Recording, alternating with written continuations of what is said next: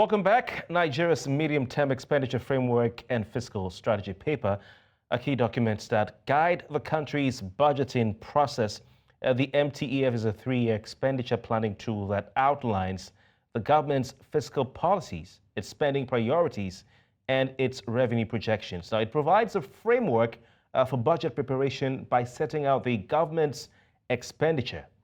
And of course, it sets out not just the expenditure, but actually expenditure ceilings. It sets out the macroeconomic projections and also sectoral priorities. On the other hand, when we talk about the fiscal strategy paper, it is a component of the medium-term expenditure framework. Now, it details the government's fiscal policies and strategies to achieve its macroeconomic objectives, such as economic growth, such as inflation control, and we can also talk about debt sustainability. Now, the fiscal strategy paper also highlights the sources of revenue, the borrowing plans, the debt management strategies, and the proposed expenditure allocations across sectors. Well, yesterday, the Nigerian Senate, just like the House of Representatives did 24 hours earlier, passed the 2024 to 2026 medium-term expenditure framework and fiscal strategy paper. All this happens before the country does its budget. It had a borrowing plan of 7.8 trillion naira for the year 2024, 9 trillion naira deficit, and the federal government total expenditure of 26 trillion naira. All right, today we'll dive into the corridors of Nigeria's fiscal planning. Let's also unpack the key components of this and the implications for Nigeria's economy. It's a monumental decision. Also, we said that the Federation Account Allocation Committee says it shared 906.955 billion naira with the 3 tiers of government for October 2023. We can just roll the graphic so you can see exactly what we're talking about. This represents an increase, an uptick in, okay, so we can see the augmentation there. The FG getting an augmented amount of 31 billion, states 16 billion, and LG, local governments 12 billion. We hear this is driven by the exchange rates. We have our guest joining us ready for this conversation. I'd like to welcome Alesta Wilcox, is former chairman of the ICAN, Lagos, and also the District Society. Alesta, thank you so much for your time. What's your take on the... It's my pleasure. Thanks for having me. It's my pleasure. Thank you very much, Alesta. What's your take on the augmented figures we see with the FAC allocation? Let's start from that. The uptick, as we just... Yes, I think for me, sometimes we don't get the clear picture of what is happening with the FAC. We hear of the augmentation. Where is it coming from? And then what is informing it? Because in the since June, we've been having an enhanced revenue to be shared in the FAC. I think we've not gone less than 900 billion every other month. And so, and there's also been some savings. There was a time we had about 1.8 trillion revenue, and then 900 was kept in reserve for savings. So is that coming from that source? Maybe there was no enough money to be shared this month, and so they had to deepen into the reserve to augment so that they will come to a reasonable value. But sincerely, the information are very sketchy as to what is informing the augmentation. Is it that they needed money for whatever means? And then so we must be clearer about where that augmented money is coming from. But there is nothing wrong in enhancing revenue if you have reserve, if you already created a reserve and you felt you must maintain that revenue structure, that revenue level for the states and for the nation spending, so that there is increased spending in the economy that will boost growth. So, but where it's coming from or what's informing it needs to be clearer to us. And at this point, information about it are very sketchy. All right. What's your thought on the fact that, Nigerians are reeling from the effects of the depreciation of the naira against the US dollar and other major international currencies? But we can see from this month's or last month's FAC, figures that have been disbursed this month that they're saying that the exchange rate depreciation worked in their favor to create over 200 billion naira exchange rate differential to push the FAC disbursement to 906.96 billion naira. They're talking about increases in import duty, petroleum profit tax, value-added tax, and all that. and the depreciation of the naira also rubbing positively on incomes. So what do you say about this? What do you say about this?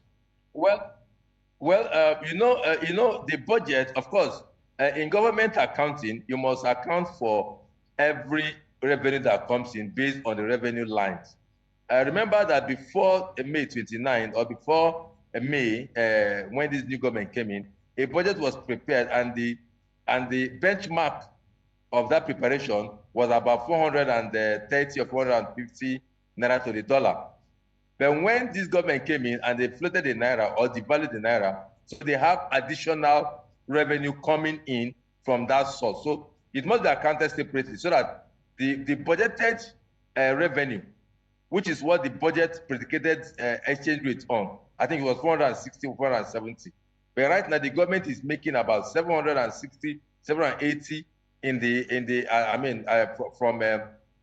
from the foreign currencies that they have that they exchange to naira. So that is where those exchange gains are coming from. I'm sure you will not find that in the next year budget, because the next year budget would be based on the current reality. Like I said, it was based on 470. I can't remember the figure now, that were used to prepare the budget for the year before this government came in, and they devalued the naira further for them to now have exchange gain. So it's just a nomenclature of presentation, so that when they are reporting back to the National Assembly, they will state this fact clearly.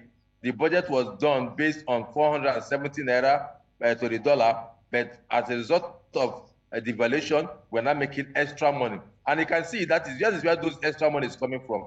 Because before now, could you have imagined if there was no devaluation, 200 and something billion would not have been there. So you'll be talking around 700 and something billion.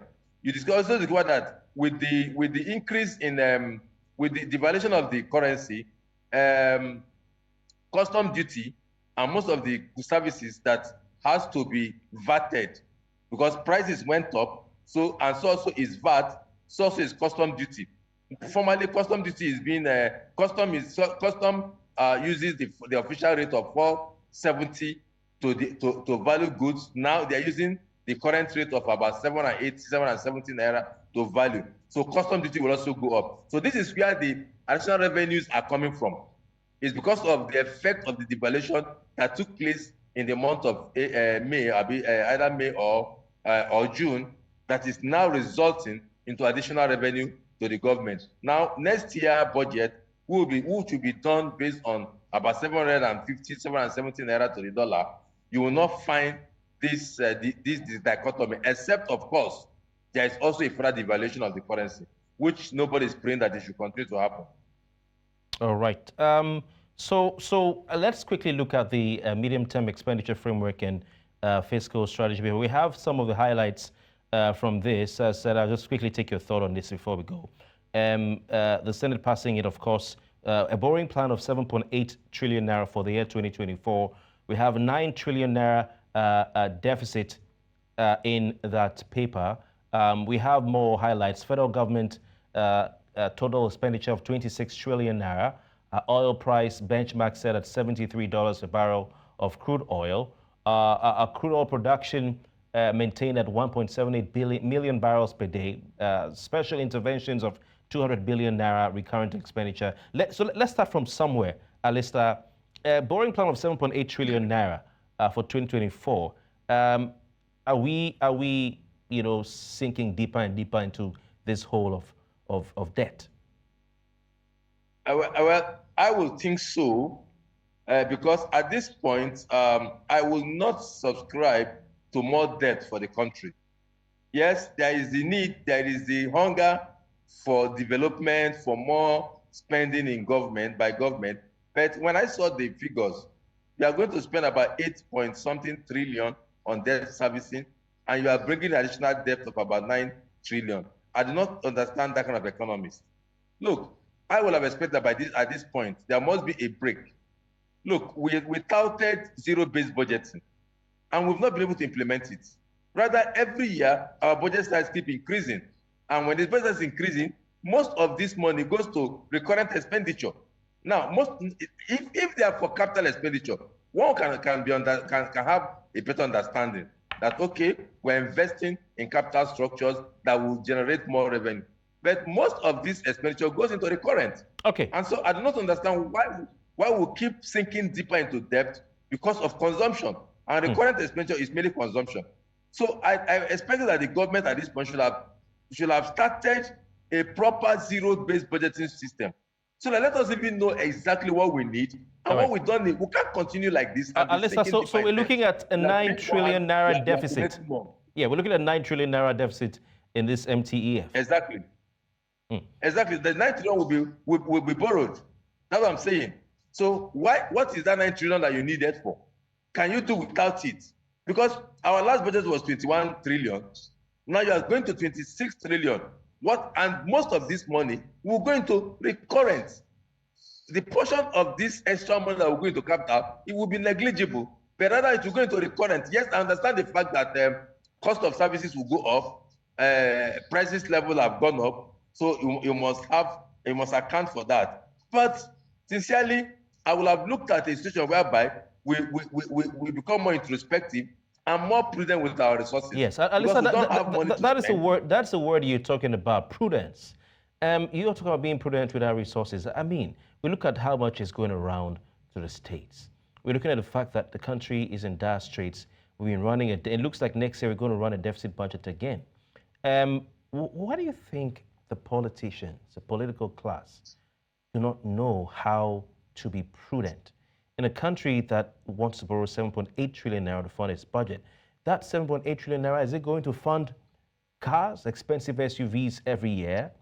Is it going to fund an expensive lifestyle, aeroplanes, flying? Look at a country like, if I'm not mistaken, Malawi, one of these Southern African countries that placed a moratorium, a ban on foreign trips by government officials for some time because they say, hey, we can't afford it.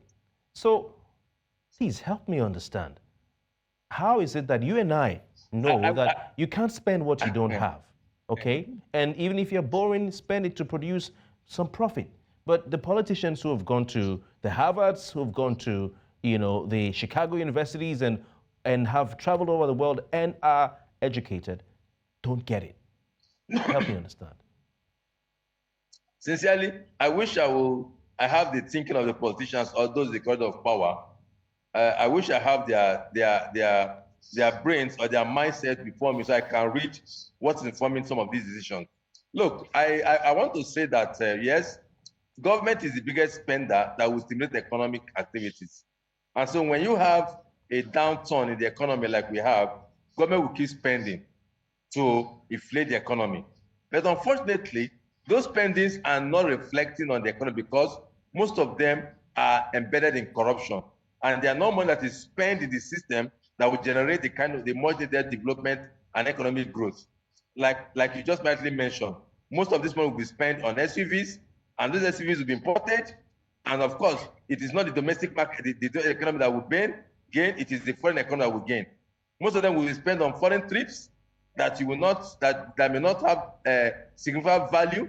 And of course, it is not the local economy that will gain, it is the foreign economy that will gain. So it takes, just as the president took a bold decision to end fuel subsidy, I think we need a bold step like that for the Malawi president to also rein in profligacy, both at the federal, the state, and the local government. Look, we are discussing the federal government every time.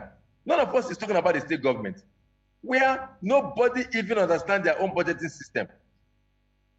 Look, at least we can see what the federal government. We have seen the media expenditure framework. I think we can hear the figures. All right. We can be discussing about the figures. Now, how many of us knows about the figures in the states? Alesta Wilcox, we have to go.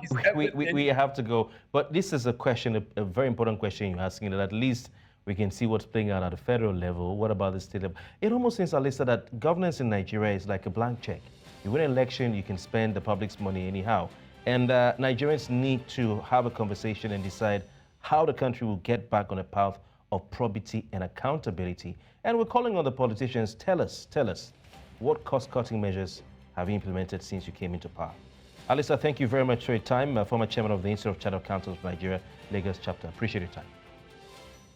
Thanks for having me. I hope we can expand on this discussion. It's a very Definitely important one. Thanks for having me. Anytime I'll be available. We will. We here on Politics will keep insisting Nigerians need to ask the right questions. For those in government, what cost-cutting measures are you embarking on if we are borrowing, to fund the budget? My name is Kofi Bartels. That's been the size of our package right here on Politics HQ for this week. We'll be back on Monday. Good night.